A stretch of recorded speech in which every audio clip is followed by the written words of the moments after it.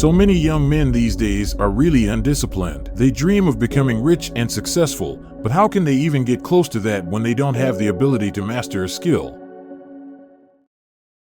If you want to get rich in the 21st century, learn a skill. There are 6 steps that the author of the book called Mastery, Robert Greene, lays out, which I want to teach you today. The book has almost 400 pages, which would take the average person around 15 hours to read, and I am going to summarize it for you in just around 5 minutes. Step number 1, find your purpose. Once you find out what your purpose is, everything else will fall into place. This will help you know what skill you should master, and what skill will actually make you happy if you develop it, because there is a really high chance that whatever you are doing is not your purpose. And once you get good at it, you realize that it's not as fun and fulfilling as you thought it would be. And you realize you just wasted years of your life doing something that you don't even want to do now. And if you think that you don't really care what skill it is and you just want to make money, well, then you need to realize that your purpose will be the thing that will make you the most amount of money, because you will enjoy doing it. And when you enjoy doing something, you will want to do it more. So that's why you need to discover your purpose in life. This is the reason why you came to this planet.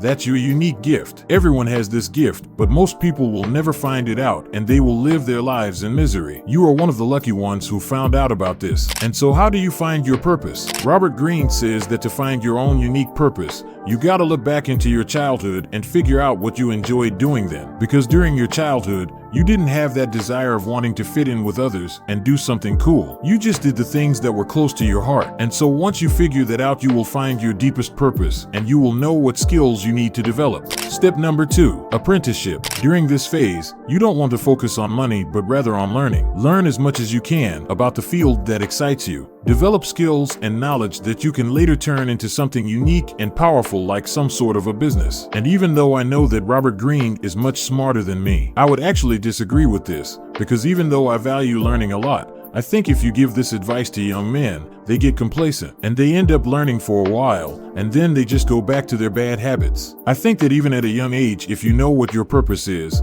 you should start trying to achieve it already and learn on top of it, because in the end, you will learn more from experience. If you do that, you will be far ahead of your competition who just learned. Also, you will be far less likely to fall back into the bad habits, because you know you have something to work on. And that's why you can't afford to do the bad habits, because you know that they will punish your progress when working on your purpose. Step number 3, working with a mentor. This is actually a part of the apprenticeship phase. Having a good mentor is the only shortcut to mastery. Having someone who has the skill you want to develop, who is a master at it, who has made mistakes, who can then teach you and guide you towards mastering that particular skill. And how do you find your mentor? Robert Greene gives us clues for this, and the one he finds the most important is that it is generally someone who you connect with emotionally.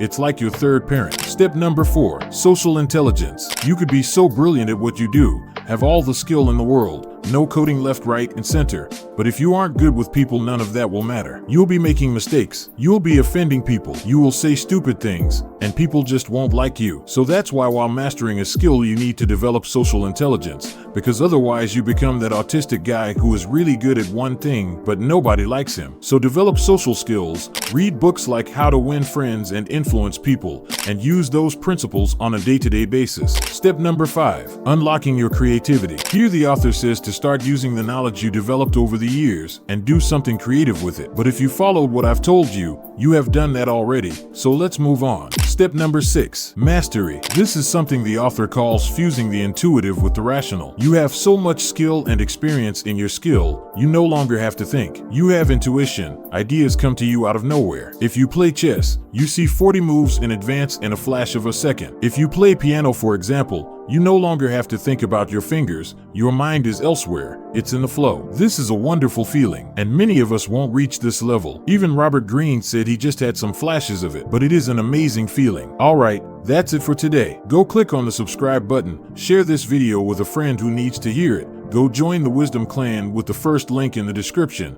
and go do something productive now. Bye.